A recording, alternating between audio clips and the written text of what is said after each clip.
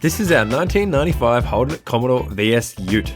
She's a manual ecotech, and we've been working hard throughout the year to get everything mechanically tip-top and get this thing back on the road. Everything from a new clutch, full fuel system overhaul, all new gaskets, engine mounts, you name it, it's been done. Now she's mechanically faultless, it is time to get started on some mods. In this box here is one thing I've been looking forward to putting in this car since I've got it, and that is a MINISPOOL. Previously, we installed a 411 LSD diff into the back of our car, which meant I already had the old diff out of it. So first, we've got to pull this center apart. To put the MINISPOOL in, we have to use the open diff. So the LSD center that's in it now, we cannot swap the MINISPOOL into. Everything comes apart pretty simply, but requires a bit of brute force. First, we've got to get our crown wheel off. We don't need to reuse this, so we don't really have to worry about damaging it. But if you were to reuse it, just make sure you're using a soft hammer and tap around slowly to get it off. And remember that the bolts that hold it on are left-hand threaded, so it is righty-loosey, lefty-tighty. If you have a look through the center of the diff, you'll see one big long pin. That needs to come out first, followed by the two shorter pins 90 degrees opposite. At first, I tried pressing this out, but I didn't really have the tools to hold the thing stable. So it ended up being easier for me to hit it out with a hammer and a bolt. Persistence is key there, but it worked a treat.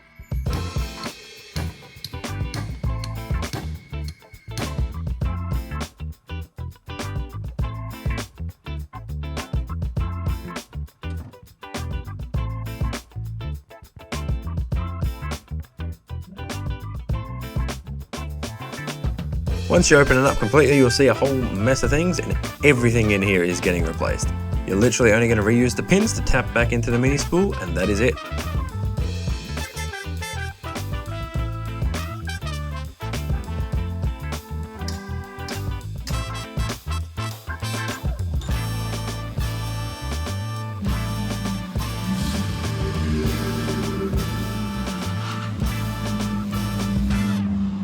Alrighty. Big rad's on the hoist. We're going to drain the oil out of it. It's only been in there a very short time, so it's probably good, but we'll put some new stuff in it. And to get that center out, we've got to basically pull the axles off. So calipers and discs are going to come off. Fingers crossed we don't have to pull the drum brake assembly off. I don't think we do. Loosen the axles. We won't take them all the way out, just slide them out of the center. And then whip everything out. I might just get this panhard rod out of the way to make life a little bit easier. Oh, I dropped both.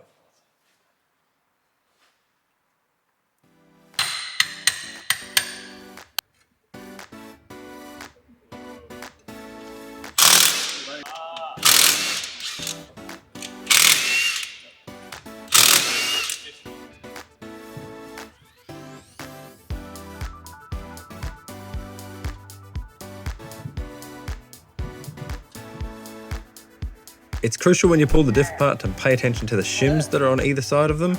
Sometimes they're different thicknesses, you need to make sure they stay on the same side and in the same orientation. There's a radius to one side, and that was towards the outside in this diff.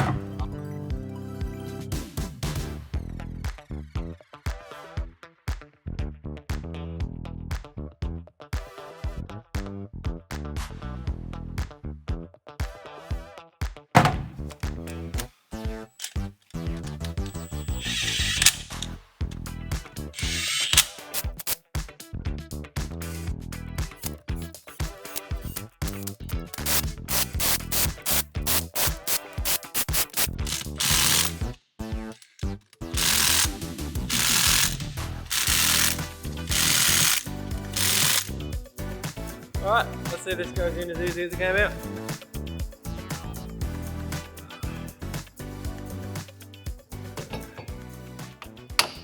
Hey.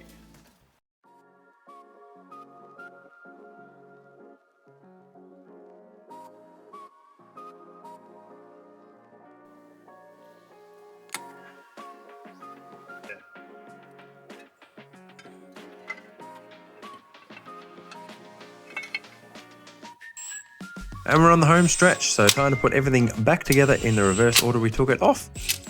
Of course, we're filling it up with our Martini Racing oil, and lastly, we've got to put the panhard rod back on. And because our car's a four-wheel drive, we'll slide under there and put our panhard rod back on with ease. Can't do this on a slam car. Mr. Lincoln, I'll grab that. Can you push the body of the car to the right? Yeah. Oh, that's the ticket. Hold that there.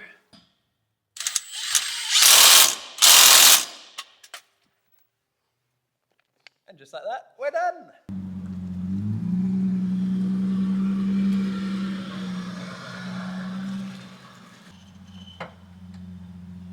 She's actually silky smooth. I was expecting more conk. That skipped nicely. Yeah. I'm way too excited. Oh no. Dailies fixed, guys. All dailies require MINISPOOL.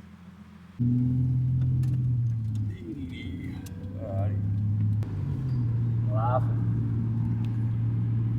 I think we did good. It's nice and quiet and smooth, so we didn't screw up the backlash, and it's not noisy on decel or anything. And it does the chirps. And that's all we do it for. Not for skids, nothing else, just so we got the chirps. 2-second burnout test. Well, twins, which I did in a straight line before anyway, but we'll just take that to mean it's beautiful. And that wraps up the first significant modification to the car and the way it's going to drive. I have been waiting literally since I bought this car to put the MINISPOOL in it. And I have a whole bunch of other things, as I've been speaking about in many videos, to get to. Now I'm finally getting some time. We're going to start getting to those. So let me know in the comments what you want to see on this car. We've got a cheeky idea to give this car a bit of a test next weekend at a certain event that's coming up. And you will either see that right about now or in another video. But either way, we are going to get to test this thing properly pretty quickly. To test its daily streetability, of course, is what we're going for here, because that's what this thing is, daily tow rig. And yeah, I love this thing. It's an absolute nugget, but in the best way possible. Hope you guys are enjoying it. If this is the end, then we will see you in the next video. Make sure to smash the like if you're enjoying some of the content lately. I do really appreciate it. Otherwise, I will see you in some clips right about now. As you can see here, one of the biggest flaws with this car is we failed the shoe test in spectacular fashion, and it's time to solve that. You would have seen just before we got the MINISPOOL installed. I'm actually going up to Winton this weekend to the skidpan for a level slide event. Down there instructing and helping people with car setup and that sort of thing. So I was just going to send it as is at the skidpan day, but I've decided to move up the time frame on one of the jobs I had planned for this car. Now I must give a huge shout out to Maxpeedingrods for this. Of course, this car is a budget build. They supply all sorts of parts from turbos, coilovers, adjustable arms for the budget-friendly enthusiast. Now, I haven't had a lot of experience with Maxpeedingrods going into cars that are used on the street, so this will be some testing for me as well. It's very hard to pass up what you can get for the money. They've made a lot of updates and revisions in the last few years I've seen of coilovers, and they've come quite a long way from where they were.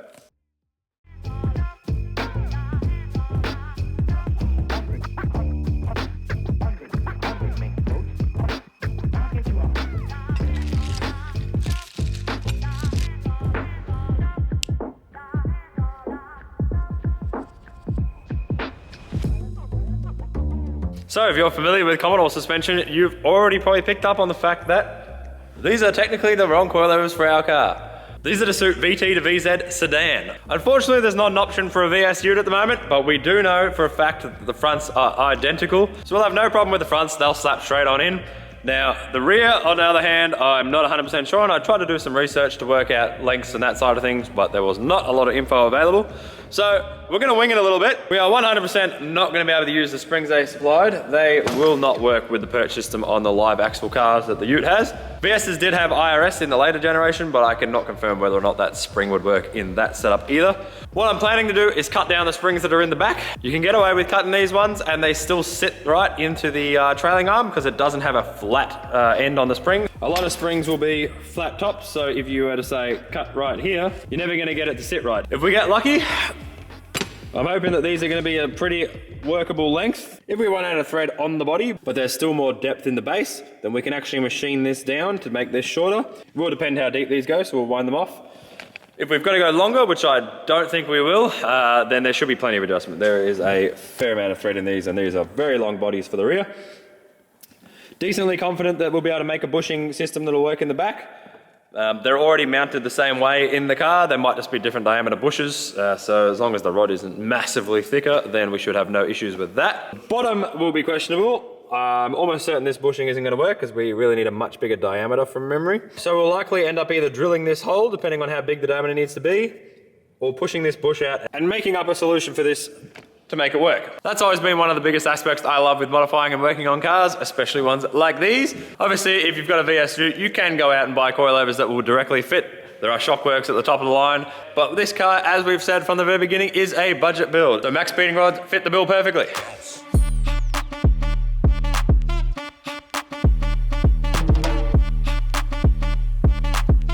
Before we jack up the car and start pulling everything apart, I always like to get a bunch of reference measurements. I always take a measurement from the bottom of the rim lip to the guard, and from the floor to the sill, both in the front and rear. The sill measurements are critical for setting up the rake of a vehicle. Every car is different and your target will be different, but getting a starting reference of where the car's at is always a good base.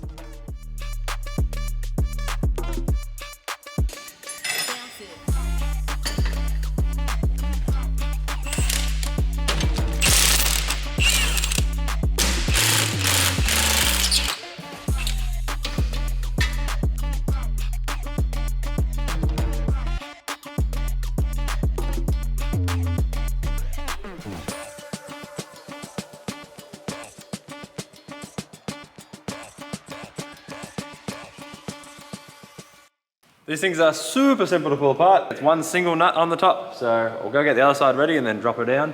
Looks like the Commodore needs some new gas struts because it just dropped the bonnet while we were going up there. But front should not take us very long at all. And a tip for Commodore people. When you're doing your alignment, all your camber adjustment is done through this bolt. And you do have to be able to loosen your main strut bolts to adjust it.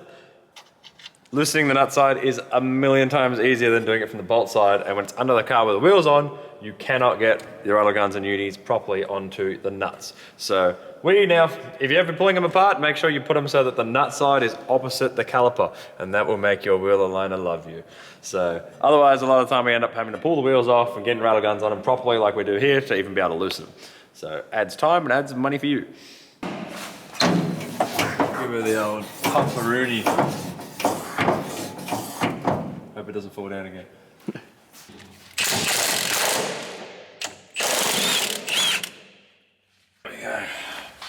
One.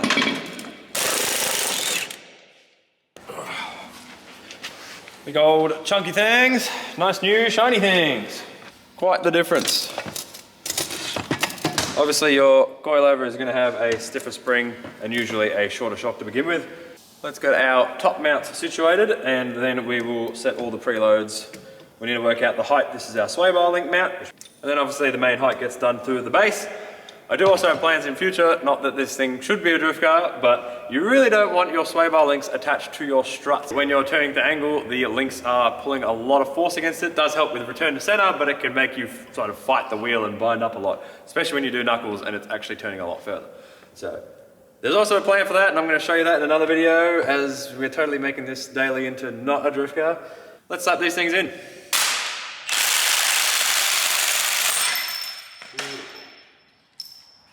Cool beans. Well, and all we need from this is our tops and bearings. As you can see, these are pretty set. I wonder, let's see how bad these feel. Oh, fuck. I don't think that was doing very much. Shocking. Had a little bit of rebound.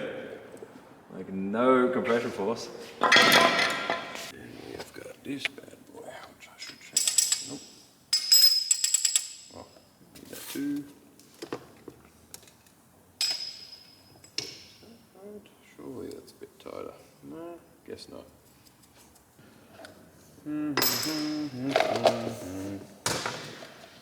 Check that still stops a little bit.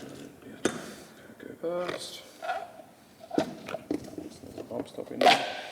Yep. Hectic. Hectic. Double bump That's stop. a hell of a bump stop. Double bump stop. double bump stop. That is going to take a lot of travel out of this fucking thing.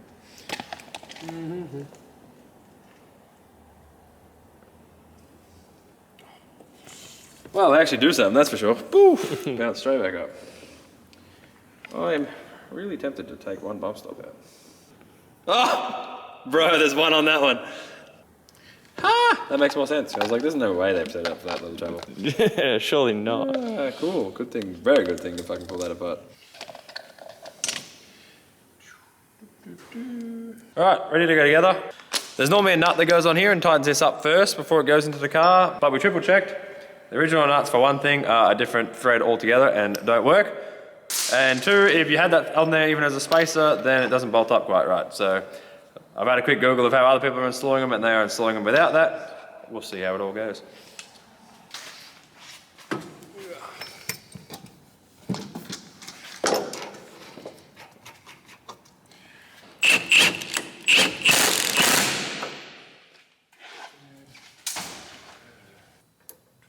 Okay, let's just go 1, 2, 3, 4, 5, 6. 6 back from hard and start there.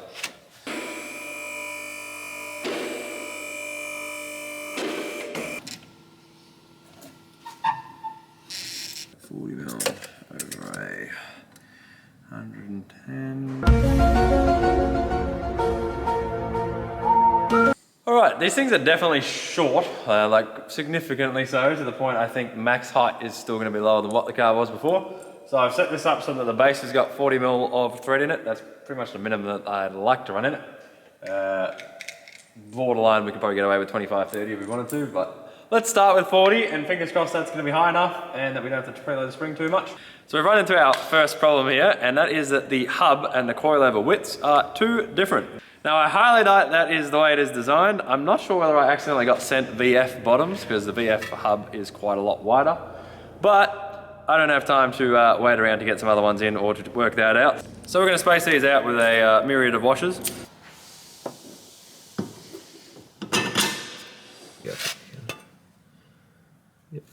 So we're going to add one of these washers to the front side of the knuckle on both sides.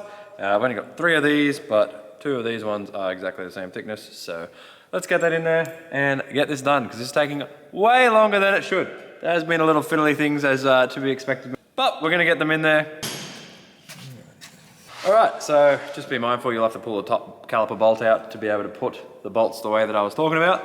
So we've done that, got our washers in there to space it out, got our brake lines back mounted in.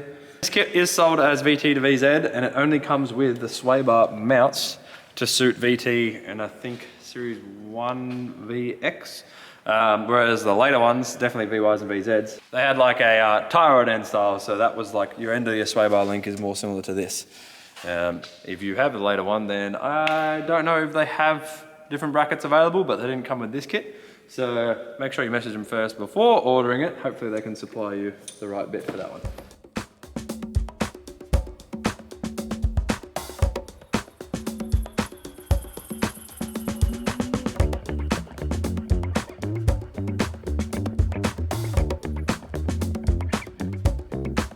Alright, after that massive ordeal that should have been way short of a job, yes, I have probably went through a lot more things too, because I was quite curious for myself. There are definitely some things I've got questions about, and I'm curious to see what impacts they have when I'm driving. Like that nut up the top on the strut top doesn't crush it to a set amount like factory. Interesting to see if that has any sort of effect on anything. I did end up machining the top spacers down so that they were the same height as what will go into the strut top bearing from factory. I don't think there'll be any issues with that anyway, but I just did it for the sake of it. Then obviously we've got the bottoms which are slightly different. I'll email them down there and just check over that, because I have seen random videos from other people and they did not seem to have that problem or mention anything about it. So chances are I got the slightly different bottom bases. And the other thing I would say is make sure, like, pull everything apart and check it all. Whilst it is reasonable quality compared to some of the absolute rubbish I've seen out there that's cheap on eBay, there is obviously cost-cutting measures at some point, and I did find that one side had 2 bump stops in it and one side had 1. So good thing we checked that and pulled one of the bump stops out. But overall, for the price, I'm pretty reasonably impressed so far. So let's bang the wheels on and we'll get an idea even before we put it down how low this thing's gonna be. As I said before, this is pretty much max height. Wow. Okay. Fuck. That's where I wanted it to be at, right?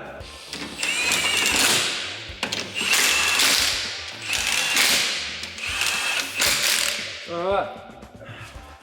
Let's set her down and have a look.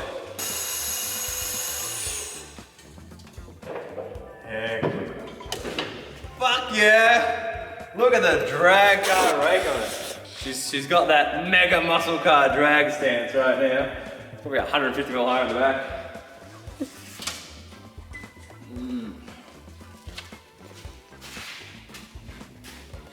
Cool beans. Yeah, cool.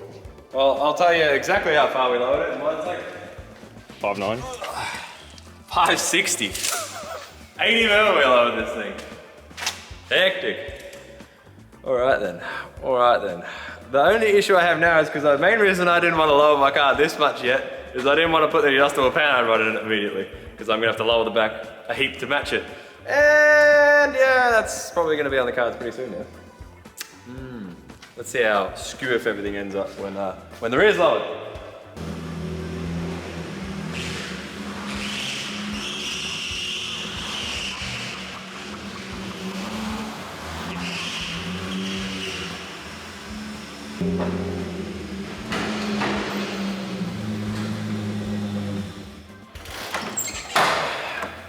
It is so much firmer already, I can feel it. But there's no weird noises or spring bind when turning and all that usual stuff that you can definitely get in some cheaper coilovers. Again, we'll give you the test and the real review after I punish this thing and see how they hold up. We put it onto the 4-poster rather than the 2-poster to do the rear springs. I'll show you when we're underneath, but we're just gonna drop the bottom mounts off the shock, go up, cut spring as we go and keep settling the car down, so it's gonna be easy to do on the 4-poster to get our height right. We may end up a little bit higher in the back than the front because I really don't want to go crazy low and have the diff really sitting to one side, but we'll see what happens.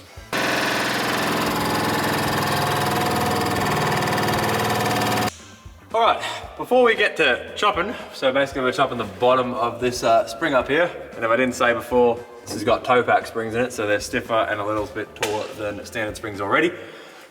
We'll see how stiff they get when they're chopped up, and hopefully it's still an okay ride. But I wanted to check where the diff was sitting at the moment. Because I have a suspicion it's actually sitting higher than factory, our diff may not be centered already. From lip to that flange is 277. From lip to this flange, Jesus, 29. There is a 0% chance that this thing is going to be centered after, because it's not even centered now by a long shot. And the way that we need it to go is the opposite of what it's going to do. As we lower it, this is going to swing. I was hoping that if it was centered here, then we'd be able to move that pickup point here, have it around the same angle, just upwards, and it would be close to center.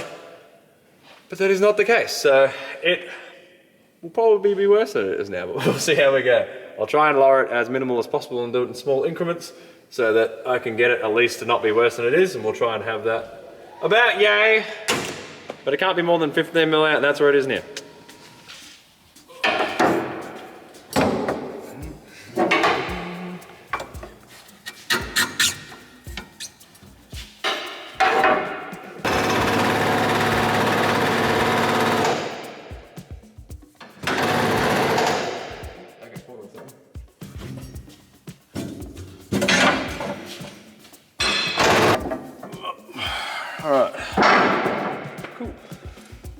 Now I'm going to lower it down without the springs in it and get a rough idea of where it wants to sit and centralize everything basically. So we know how low we're going to need to come and if it's actually going to be achievable. The other thing we've got to worry about, if we cut too much out of this and we don't put the other shocks in, then we could bottom out the strut pretty bad and blow it apart. Not that it matters if we're going to change it in future, but I have not got the time now to do the rear shocks, so we do have to be mindful of that. Lower this thing a little bit now.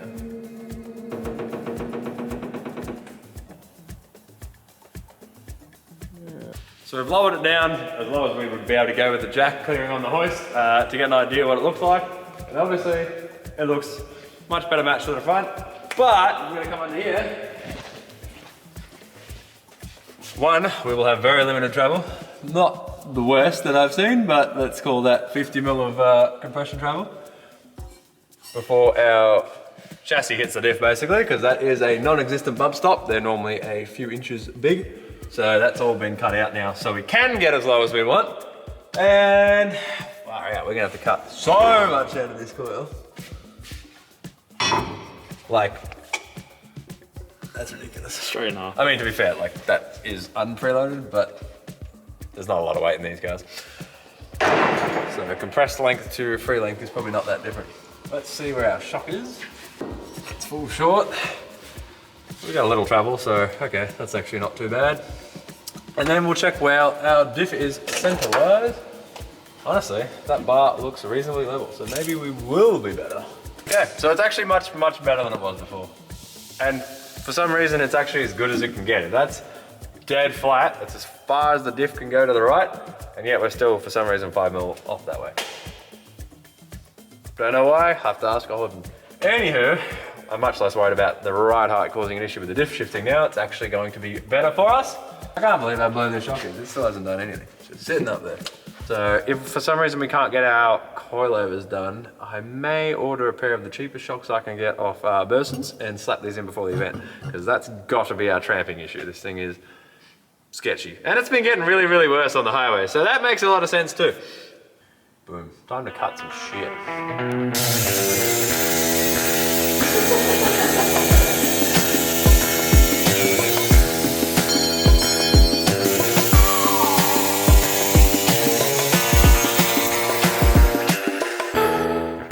Let's go put our spring in. Oh, hang on. This is definitely not going to be low enough to start with, but you can only cut once, so let's start slow and build up from there. Oh.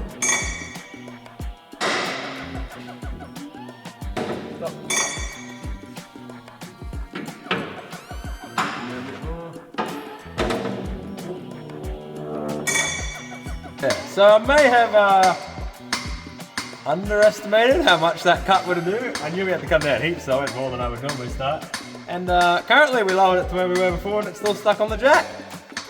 So I don't know how low this thing's gonna be, but it's definitely not gonna be high. Of all the coolest beats. Woo! Damn!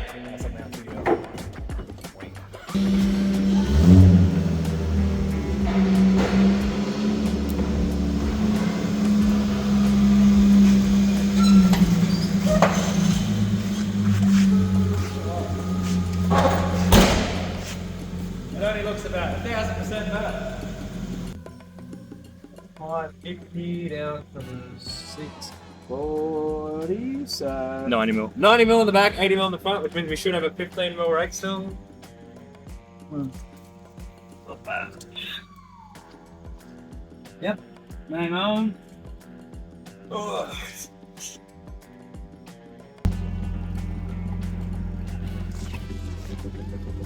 Hopefully, it drives okay. And I'll probably leave the road test video for another day, when hopefully we can get a mess around with those rear shocks.